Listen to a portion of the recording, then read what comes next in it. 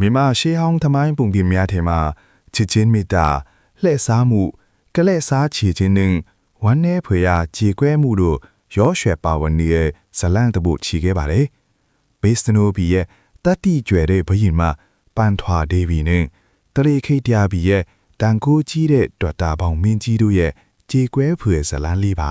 ။ဇလန့်လေးမစခင်ပြီးကျွန်တော်တို့ရဲ့ channel လေးကို subscribe လေးလုပ်ပေးခဲ့ပါအောင်ဗျာ။ကဲဇလန့်လေးကိုစားလိုက်ရအောင်။လွန်ခဲ့တဲ့နှစ်ပေါင်းများစွာကမြမမြေပေါ်မှာဘီတနိုးဆိုတဲ့မြို့ပြနိုင်ငံလေးတစ်ခုရှိခဲ့ပါတယ်။အဲ့ဒီမြို့ကိုအလာဘီမှာပန်ထွာဂီဝီကအုပ်ချုပ်ပါတယ်။ဘီတနိုးဟာရန်သူတွေလာတိုက်တိုင်းမအောင်နိုင်တဲ့ရှုဝက်ချက်တစ်ခုရှိနေတယ်လी။အဲ့ဒါကတော့အတူလာပင်းစင်လို့ခေါ်တဲ့စီတော်ကြီးပါ။ရန်သူတွေစစ်ချီလာတဲ့ပန်ထွာမင်းသမီးကစီတော်ကိုတီးလိုက်တာနဲ့ရန်ပယ်မျက်ရည်တွေရှမ်းတက်လာပြီးရန်သူတွေကိုဟန်တာပေးခဲ့တာ။အော်ဒီသတင်းကိုကြားတဲ့တရေခီတရားကတန်ကိုကြီးလာတဲ့ဒေါက်တာဖောင်မင်းကြီးဟာဘီတနိုကိုသိမ့်ပိုက်ဖို့စစ်ချီလာပါတယ်။ဒါပေမဲ့စီတော်ထန်းကြောင့်အကျဉ်းချင်းရှုံးနေခဲ့ရတယ်။နောက်ဆုံးမှာတော့မင်းကြီးဟာ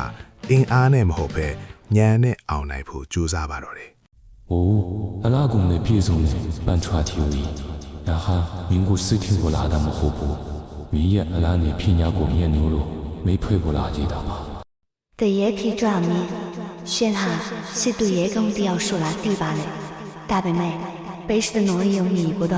就叫过我们就啥办嘞？大伯妹，古也吃青的炸了，谁太不偏袒嘛？古鲁是哪敢吃青的，在上面有上了对吧？မင်းကြီးဟာပန်ထွာဒေဝီရဲ့ယုံကြည်မှုကိုရအောင်ယူခဲ့ပါတယ်။နောက်ဆုံးမှာတော့ပရိယာယ်သုံးပြီးစီတော်ကြီးရဲ့မျက်နှာစာကိုခွဲပစ်ပြီးစီတီနီလှမ်းမအောင်လှုပ်ဆောင်နိုင်ခဲ့ပါတယ်是，今妈我得啥跑来的喂？今妈也带笔，今妈也笔多了，先撇谁来的？大哈，那个爷爷翁来木吧，民国还有没付鸦片，第一期的牙膏好上抓吧。ပန်ထွာဒေဝီဟာတရေခေတ်ဒရာကိုမိဖုရားအဖြစ်ပါသွားခဲ့ရပြီမြေမင်းကြီးအပေါ်နာချင်းချစ်တွေပြည်နေခဲ့ပါတယ်။သူမဟာ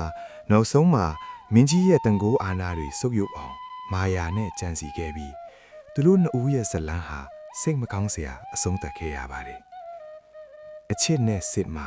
အရာရာဟာတရားသလားဘေးစနိုရဲ့အဖြစ်အစည်းတွေကြားမှာပန်ထွာကြီးဝီရဲ့လွမ်းချင်းတွေကတော့ယနေ့တိုင်ပဲ့တင်ထပ်နေဆဲပါပဲ။